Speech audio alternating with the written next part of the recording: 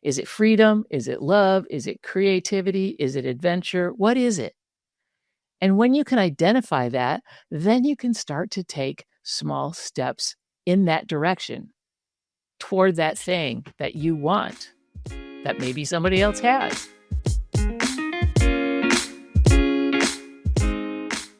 You're listening to Midlife Strategies for Badass Women, the no BS podcast for women over 40 who are sick of playing by someone else's rules. I'm your host, Sue Willoughby, badass midlife strategist, truth teller, and professional fire starter for midlife reinvention. Around here, we don't do fluff. We do real talk, bold strategies, and badass breakthroughs. Because midlife isn't a crisis, it's your damn power move. If you're all in, unapologetic, and ready to reinvent, let's get started. Hey, welcome back to Midlife Strategies for Badass Women. I'm Sue Willoughby, your host and chief badass strategist here. I am really excited to be back after that little break that last week and my interview with Ingrid Hu Dahl. I hope you enjoyed that because I certainly interviewed having a conversation with Ingrid. She's funny, she's smart, she's so many things, inspiring, and a fantastic writer. So I hope you take the opportunity to pick up her book, Sun Shining on Morning Snow. And she's also on tour with the book. So check her event schedule on her website. And hopefully you can connect with her at some point in a bookstore near you. So today we're back with episode 4 of our Midlife Reclamation series, a summer reset. Today, our topic is going to be desire. Yes, reclaiming desire. And yes, I do mean that other kind of desire. When you say desire, immediately your head goes to the sexual aspect of it. Well, we're going to talk a little bit about that as well. So this is part 4 of our 5-part series. I want you to look at desire as a compass and not a liability. I think the word desire scares a lot of people because it's something that we're taught as young women that, we're not supposed to have desires because, like I said, desire can have some sort of steamy connotation to it. So I got a question for you, though. When was the last time that you asked yourself, what do I really want? I and want are the important words in that sentence. What do you really want? And when was the last time you asked yourself, what do I really want? Not what's practical, not what does everybody else want me to do, but what do I really want? What makes me feel lit up? What makes me feel energized? What makes me feel happy? The thing about desire is that it's not taboo and it's not selfish. It's really considered sacred intel. And the more you know about what you want and what you feel and what you're drawn towards, the better off you'll be overall. And the more you can move forward and navigate your life and your journey in a way that makes you feel fulfilled. So let's just talk about a little bit about why does desire feel dangerous or taboo? Like I said, we've been told that desire is frivolous or inappropriate or shameful. And many midlife women have just shut down and just to survive and to serve others' desires, which probably is not far from the truth. And if that kind of resonates with you, think about that. Have I put my own desires on the back burner only to fuel the desires of others, regardless of what that means? Desire is often referred to as sex or sexual desire, when it's actually just about life force and energy and positive things that make you feel good. Okay? And yes, that can be sexual desire as well. Desire has a spectrum, just like I said. It could be physical, it could be sexual, it could be emotional, it could be creative, could be spiritual. Desire is something that makes you feel alive, whatever, and wherever it falls on your spectrum, right? It's something that makes you feel alive, something that makes you feel energized. It's not just about sex. I keep saying that, but it's true. Like I said, get that thought out of your head. Desire can be anything that makes you feel energized and alive. So, great. We're talking about desire, and maybe you haven't desired anything or anyone for a really long time. How do you even go about reconnecting with your desire and your fire? I'm going to call it like your inner fire, right? First of all, you've got to start listening to pull versus push. And by that, I mean like noticing when something naturally draws you in, not just what you feel like you should be focusing on or you should be working on, or something that feels more acceptable and things like that. So the other thing that you need to pay attention to is envy. Envy is a breadcrumb. And by a breadcrumb, it's something like, oh, think about a bird. A bird sees a breadcrumb and then it looks for the next thing and the next thing and the next thing and the next thing. A breadcrumb is something that feeds you along a line, draws you along a path. People get envy and jealousy confused all the time. The difference between envy and jealousy is that envy is when you see a friend of yours have something that you also desire. I want what they have. Jealousy is more like, I can't believe that bitch has that and I don't. So when you're envious of something that someone has, then it's something like, I could also aspire to that. If I want that thing or that lifestyle or whatever, I can have it. And that's something that I want. Rather than being jealous of things that other people have. Like, I can't believe that person's driving that Mercedes. They're just showing off. Well, deep down, you may want that Mercedes. I don't know. But you feel in your heart that you don't deserve it, or that it's the wrong thing to want or desire. So you have to put the other person down because they have this thing that you desire. So be careful with envy and jealousy. Okay? Treat envy as data. If your friend is talking about a European vacation that they're taking or something, and it kind of starts to bubble up inside you, how do you feel about that? Are you happy for them? And you're asking them questions like, where are you going? What kinds of things will you see? I can't wait to hear all about your experiences that you have. That is a feeling of envy because you're happy for your friend and you're thinking, wow, that's something that I might want to do. And maybe they can share their experiences with me. And it's something that I can do as well myself. That's something that I want. That's something that I desire. Not, I can't believe they're going on that vacation. They didn't even invite me. That bitch has got a lot of... I think you can tell by the tone in my voice sort of like what the difference is. Get curious. Okay? What exactly do you want that they have? And why? I mean, what is your motivation behind that? Okay?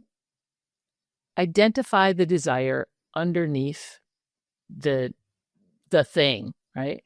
Is it freedom? Is it love? Is it creativity? Is it adventure? What is it? And when you can identify that, then you can start to take small steps in that direction toward that thing that you want that maybe somebody else has. Maybe you can ask them, hey, how'd you get that thing? Or, wow, how did you plan your vacation? Or whatever it is. And then they'd be probably more than happy to share their knowledge with you. So for an example, I'm envious of my friend who is taking solo trips abroad. Maybe your first trip, or maybe your first step is asking them about the trip, how they planned it, did they feel safe, and whatever else, and then booking a solo day trip or saying, yes to a weekend away by yourself. If traveling solo is something that you're curious about, and you want to do, find some people that have done it. Ask some questions. Maybe join a solo travel group or something like that. And that is just taking one more step that is around curiosity and information gathering that will make you feel more secure to then take the next step, right? Go after the next breadcrumb. Hello, my beautiful badass. I hope you're enjoying my summer solo series about reclaiming your midlife. If this has gotten you wondering about, wow, yeah, I really do need to do something here, and I'm a people pleaser and I just don't know how to get out of it, sign up for my newsletter. I offer a lot of tips weekly. It comes out on Thursdays. And if you're ready to rock and roll, just book a curiosity call. It's not a coaching call. It's not a sales call. It's just a, hey, this is what's going on with me. What the heck can I do about it? Kind of a call.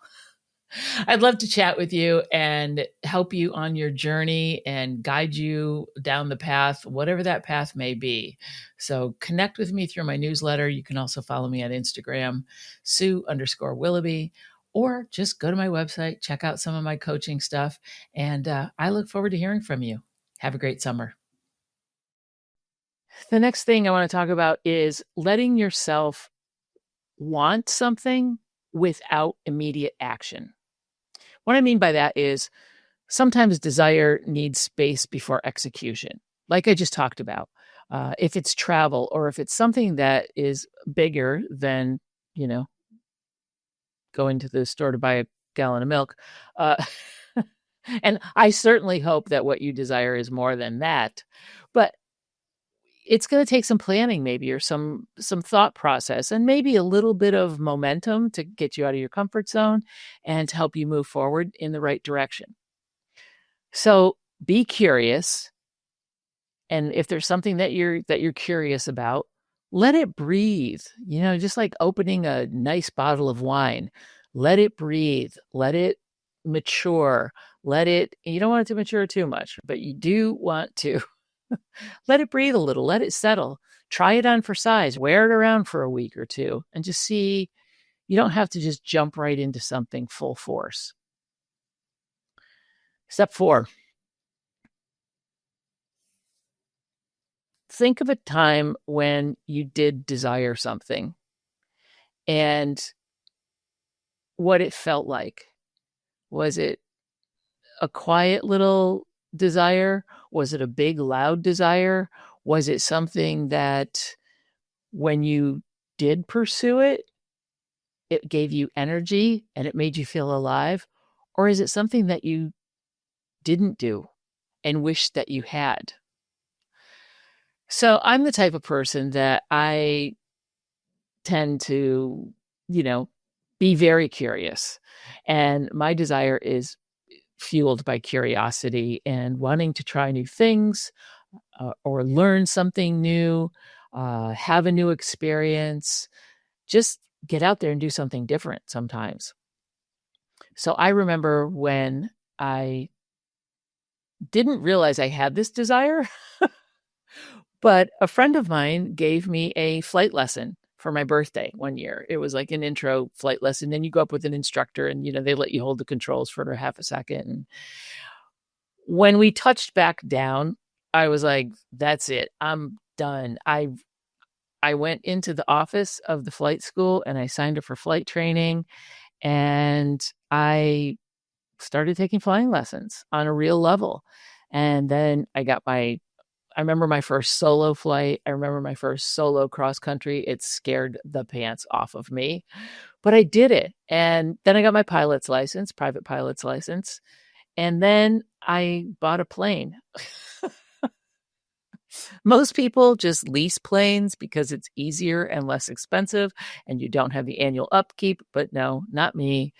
I actually ended up buying a plane with a couple other people, and it was fun. I kind of like having my own things rather than borrowing or leasing or renting something else. But it was fun. It was an adventure. Did I do it forever? No. Do I still have my pilot's license? Yes. But that's the thing. You can go all in. You can go in and go deep if you really love what you're doing. But that doesn't mean that you have to do it forever.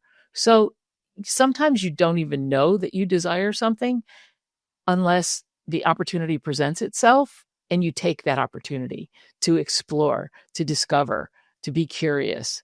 And that, to me, is a really fun way to live life. Is just opportunities are popping up all the time. Most people are shut down to them.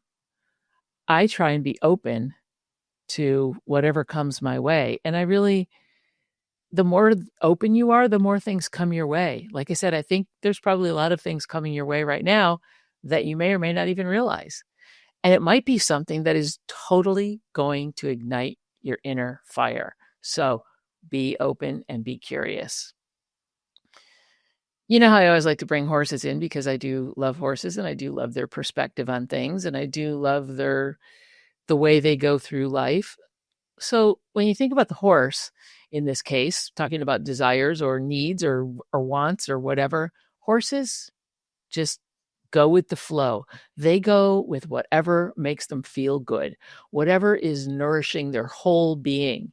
So, for example, they don't second guess wanting fresh grass, or they don't second guess wanting to drop to the ground and just roll in the dirt or the grass or whatever and snort and then jump up and kick up their heels. Because guess what? It makes them feel good. It's what they desire. It's what they want. If they want to run around through the field and then just stop and go back to grazing, that's what they want. That's what they desire. They're going to follow their instincts. They're going to follow their way of being because it makes them feel good. And they understand that. And they don't have any stories of shame or judgment or anything else keeping them from being exactly who they are and doing exactly what they want when they want to do it.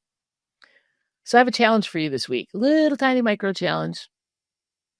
I want you to take maybe about 10 minutes or so, and you can pause the podcast because if you want to do it, well, but if you're driving, don't do this while you're driving, clearly, or just come back to this part. But here's what I want you to do. Here's your assignment. Get out a piece of paper and a pen. You can do it in your journal if you have a journal. That's cool too. And what I want you to do is write down this sentence. If I weren't afraid or ashamed, I would want to blank. Going to read it again. If I weren't afraid or ashamed or afraid of judgment, same thing. It's all about fear. I would want to blank. I would want to do X. I would want to feel a certain way. I would desire blank. However you want to write that sentence, just write it down and then fill in the blank. But the way I want you to fill in the blank is not with just one thing, and I don't want you to overthink it. What I want you to do is fill an entire page. Don't censor, just have it be complete flow, whatever comes up for you. So before you actually do this writing exercise, I want you to ground yourself. So sit down wherever you feel comfortable. You know you're not going to be distracted. Get yourself a beverage of some sort and just sit down. Take a couple of deep breaths and then just relax. Close your eyes. Do a little quiet time. If you want to sit outside, take your notebook outside and, sit in your backyard or take it on a hike and go sit in the woods. Whatever is going to help you free up your mind, take you out of your, oh my God, I'm taking time for myself and I have so many things to do, blah, blah, blah. Don't worry about it. This is a you assignment. This is an assignment to help you, and it's not selfish. Okay. So what I want you to do, like I said, write down that sentence and then just let it flow.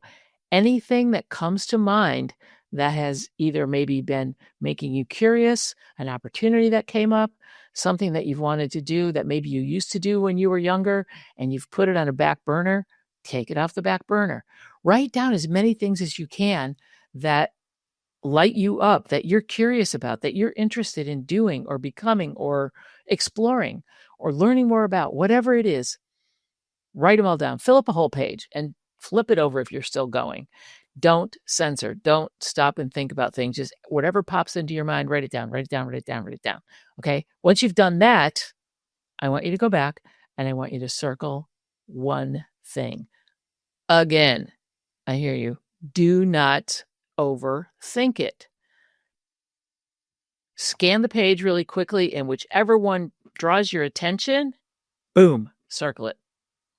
Once you've done that, I want you to do that one thing.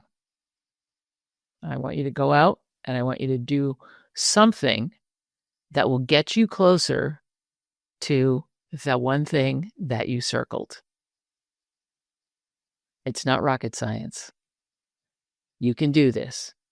I'm here for you. If you need some support, DM me or email me or whatever. Book a curiosity call. I don't care, whatever it is, but just try it. Try and free your mind up. Get into your body. What makes you feel good? When you're looking down this list, what sensations are you having in your physical being? Are they good sensations or are they like, meh? If it's meh, go to the next thing. Circle the thing that when you look at that, your eyes go right there and you're like, that's the thing. That is the thing that I'm going to start being curious about. Then I want you to share that one insight with a friend. I want you to share it with somebody. Write it down, make it real, then start to brainstorm all of the things that you can do to take little baby steps towards fueling that desire. And if you tell somebody, it kind of makes it more real. Don't be afraid of judgment. This is a good, positive exercise, and I want to hear about it. Like I said, shoot me an email, write a comment in the podcast thing here, do whatever. But I want to hear. Okay. So just to summarize, your desire isn't wrong. It's wisdom. It will help you build curiosity. It will help you open up to the world, to the opportunities that are out there that are calling you every single day, more than once. Trust me. Okay, next week. So we're on the home stretch here, folks. In our next episode of this summer reset, we're going to be doing a midlife edit. So we're going to be decluttering the emotional junk drawer and taking some real action in that area. Okay. So don't be scared. You can open up the junk drawer and we're going to throw a whole bunch of shit out. We're going to release a whole bunch of crap that you no longer need, that will create space for your next desire. All right. This is Sue Willoughby. It's been a pleasure. I hope you're enjoying this summer reset series. Please share it with a friend. Maybe you get a buddy to go through these exercises with. That's always fun. There's fun and sometimes safety in numbers. There's also accountability, and that can really help you out as you go on this journey and keep moving forward. Until next week, I wish you light and love and lots of resets.